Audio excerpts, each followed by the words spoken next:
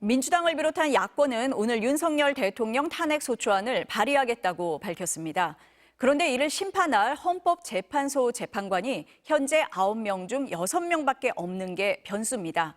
헌법재판소는 6명이라고 하더라도 이론적으로는 심리와 결정 모두 할 수 있다고 밝혔습니다. 윤상문 기자입니다. 오늘 오전 긴급 의원총회를 개최한 민주당은 윤석열 대통령이 즉각 사퇴하지 않을 경우 탄핵 절차에 돌입하겠다고 밝혔습니다.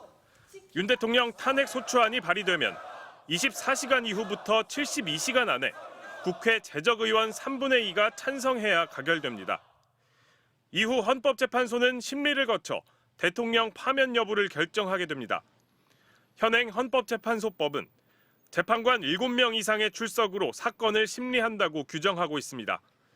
하지만 현재 헌재는 6인 체제입니다. 지난 10월 17일 이종석 헌법재판소장과 이영진, 김기영 재판관이 퇴임했는데 국회에 후임 재판관 후보 추천이 지연되면서 3명의 재판관이 공석으로 남아 있습니다. 하지만 헌법재판소는 6명으로도 사건을 심리할 수 있습니다. 현재 탄핵 절차가 진행 중인 이진숙 방송통신위원장이 정족수 부족 사태로 자신의 탄핵 심판이 정지되는 것은 부당하다며 낸 효력정지 가처분 신청이 지난 10월 받아들여졌고 이로써 해당 사안 본안 사건 판단 전까지는 현재 계류 중인 모든 사건의 심리가 6명의 재판관으로도 가능해진 겁니다. 다만 6인 체제에서 윤 대통령 탄핵안을 심리해 실제 결정까지 이어질 수 있는지는 의견이 갈립니다. 헌재 재판관 6명 이상의 찬성이 있어야 위헌 및 탄핵 결정, 헌법 소원에 관한 인용 결정을 할 수 있다고 규정하고 있습니다. 꼭 9명 전원이 아니라도 8명 찬성으로 탄핵된 박근혜 전 대통령의 전례도 있습니다. 헌법재판소 측은 이 법을 근거로 이론적으로 6명의 재판관 만장일치 찬성이라면 탄핵이 가능하다고 설명하고 있습니다. 6명만 있어도 심리는 물론 결정까지 할 수 있다는 겁니다. 하지만 가처분 결정으로 한시적으로 6명으로 심리할 수 있다고 하더라도 결정까지 하려면 최소 7명이 심리에 참여해야 한다는 법조계 의견도 있습니다. 관건은 대통령 파면 사건인 만큼 결정의 정당성을 어떻게 확보하냐입니다.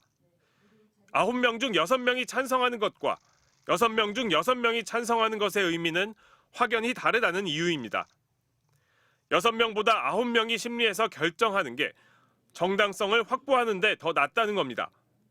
최근 임명된 헌법재판관들의 전례를 볼 때 추천부터 임명까지는 최소 한 달 이상 소요될 것으로 보입니다.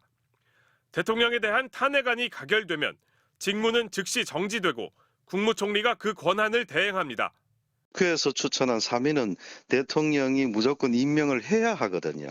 네. 권한 대행이 그것이 비록 인사 문제이더라도 형식적인 임명권은 행사할 수 있는 것으로 보아야 한다. 내년 1월 중순 이후에나 9인 체제 심리와 재판이 정상적으로 이뤄질 수 있다는 건데 대통령 권한 대행이 임명을 지연하면 더 늦어질 수도 있습니다. MBC 뉴스 윤상문입니다.